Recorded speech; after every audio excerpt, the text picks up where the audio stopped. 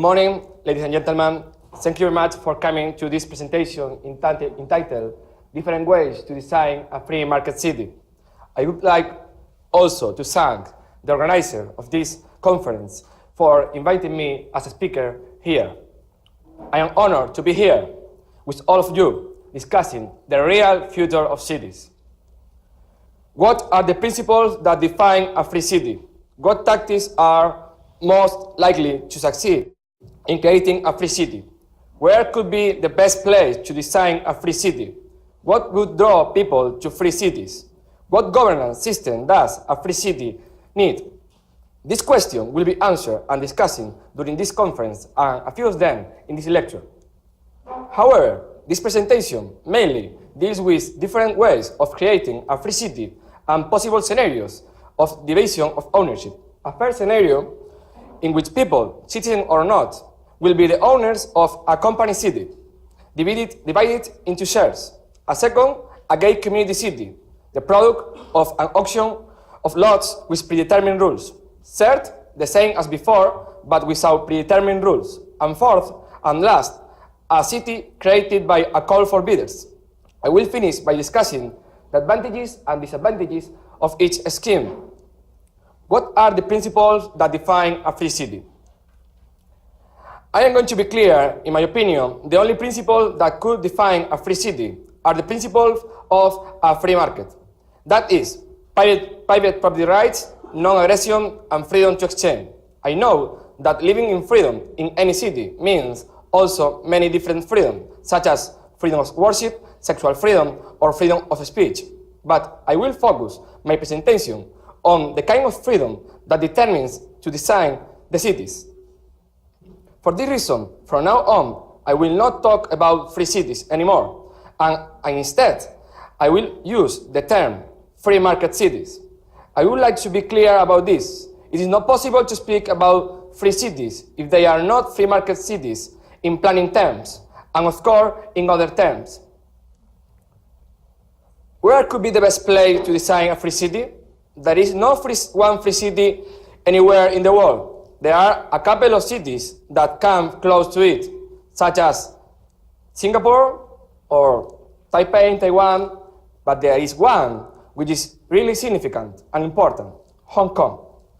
Many people thought that communist China would destroy it, but the truth is that this little city, with a landmass of only 1,104 square kilometers, has almost defeated communism in China.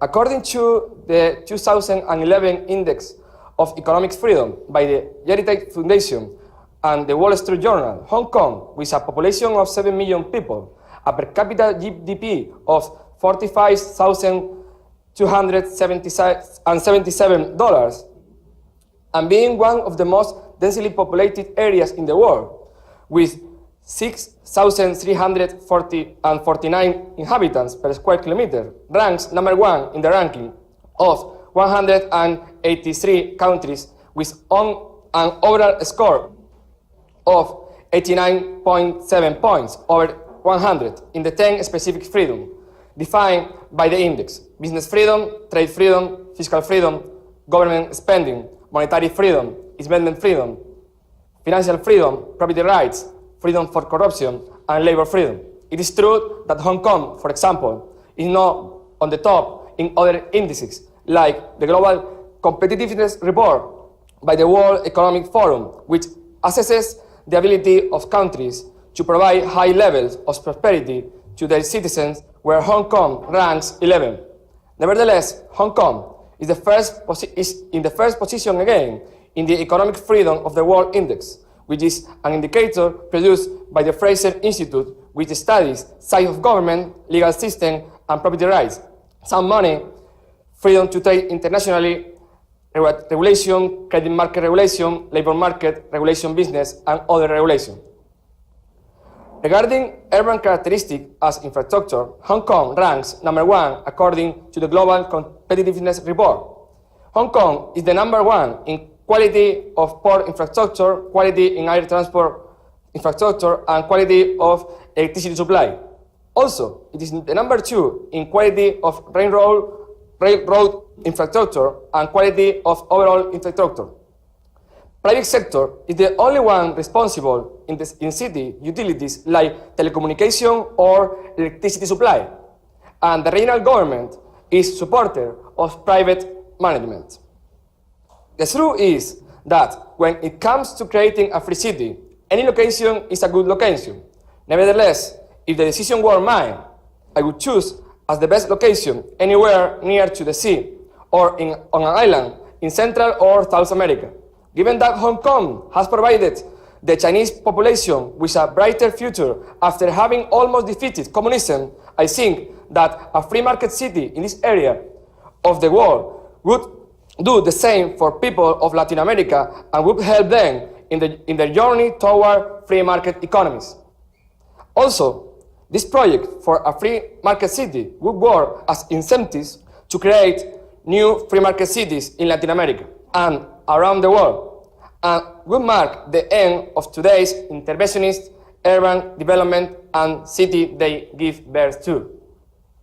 What tactics are most likely to succeed in creating a free city? Today's cities are governed by centralized planning characterized by the absence of contractual development rules. States have nationalized the right to develop land and have monopolized the allocation of land uses. These circumstances make it impossible to speak of free market cities, as there are really no property rights understood as the individual right to exercise ownership on realty goods. For this reason, there are no free market prices, and it is harder to tell whether or not we are creating wealth in our cities. In my opinion, with this kind of system, we are creating less wealth than we could create with others. In some extreme cases, such as Spain, wealth has even been destroyed as a result of centralized urban planning. Many areas have been developed with inadequate uses or at the wrong moment, and for this reason, these areas look like ghost cities. Here you can see a few examples. Vallecas in Madrid, Valdeluz in Guadalajara, or Cesena in Toledo. If we want to have free market cities, we need a free market system of city planning. Let me start with a system that I think could be a good starting point for free cities, urban planning models. First, how the model is developed. Second, I am going to describe ownership in each model. Third, I am going to explain the control and management of city utilities. Fourth, investment option. And last, the advantages and disadvantages of each model. Let me start with my first proposal. A city conceived as a company. Ownership would be in the hands of the developer. That means that any and all fixed assets, homes, hotels, offices, shops, utilities, etc., are the property of the developer. And who would be the owner of this development company? Everyone interested in investing in the city per purchasing shares. How could shares be purchased? In two ways: in the stock market or by agreeing to build a part of city in exchange for shares equivalent to the investment. If one so wishes, one could manage these buildings for a profit. In addition to this, dividends may be realized from the investment in the company city. One would have the right to use the buildings or the city utilities built by means of a rental contract. Of course, if this contract were breached, investor would be compensated as established in their contracts. What are the advantages of this model? First, it would be very easy to reshape cities. That is, to relocate land use to uses more valuable at each moment in time. It would be obvious if the city as a whole is being productive or not, since it would be easy to perform economic calculation.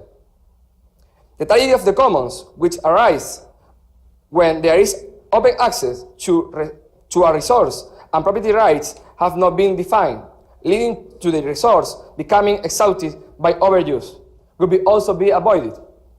We can also avoid the tragedy of the anti-commons, which arise when ownership rights and regulatory controls are too fragmented, leading to resource underuses.